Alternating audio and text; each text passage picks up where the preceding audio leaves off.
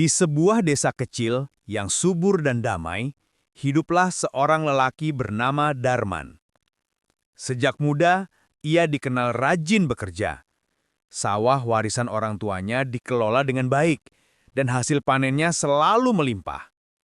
Tahun demi tahun, kekayaannya bertambah.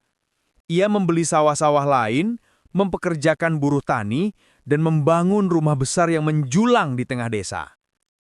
Awalnya, warga bangga karena ada orang sekaya Darman di desa mereka. Namun, seiring waktu, kekayaan itu membuat Darman berubah. Ia tidak lagi rendah hati. Senyum ramah yang dulu menghiasi wajahnya kini hilang. Sebaliknya, kata-kata kasar dan merendahkan sering ia ucapkan.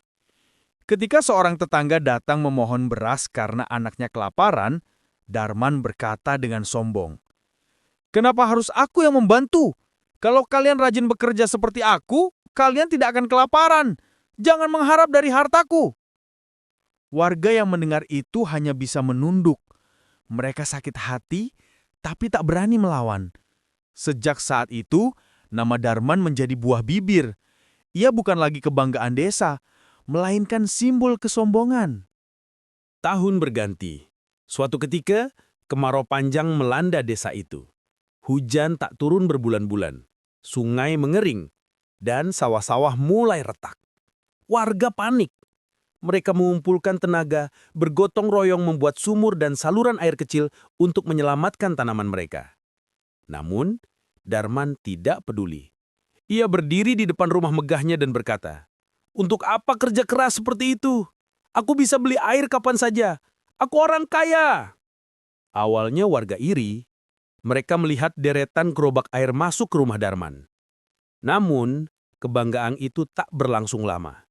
Jalan menuju desa terputus karena longsor, dan pasukan air dari luar berhenti. Sawah Darman mulai kering sama seperti sawah warga lainnya.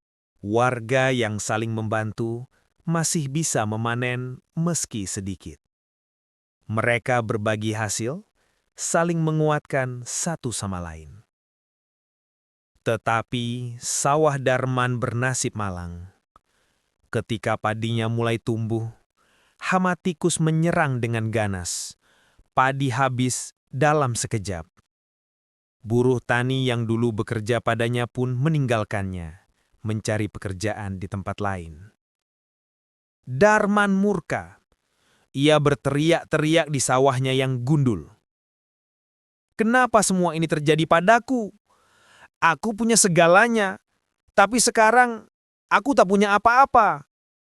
Hari demi hari, kesombongan Darman membawa akibat. Ia yang dulu dielu-elukan, kini dijauhi semua orang.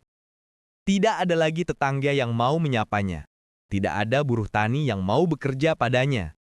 Hutangnya menumpuk, dan perlahan ia terpaksa menjual tanah serta sawah-sawahnya. Ironisnya, tanah itu dibeli oleh warga desa yang dulu ia hina. Di rumah besar yang kini terasa kosong, Darman duduk termenung. Untuk pertama kalinya, ia merasa sepi. Harta yang ia banggakan tak mampu menyelamatkannya dari penderitaan. Suatu malam, Darman memberanikan diri mendatangi balai desa. Dengan mata yang berkaca-kaca, ia berdiri di hadapan warga dan berkata, "Aku meminta maaf. Selama ini aku buta oleh kesombongan. Aku pikir harta bisa membuatku berkuasa, tapi aku salah. Tanpa kalian, tanpa persaudaraan, aku bukan siapa-siapa." Warga terdiam. Mereka melihat sosok yang dulu begitu angkuh, kini berdiri dengan tubuh gemetar, penuh penyesalan. Setelah beberapa saat, seorang tetua desa maju dan berkata, "Kami memaafkanmu, Darman. Tapi ingat, kekayaan tidak akan berarti apa-apa jika hatimu kering.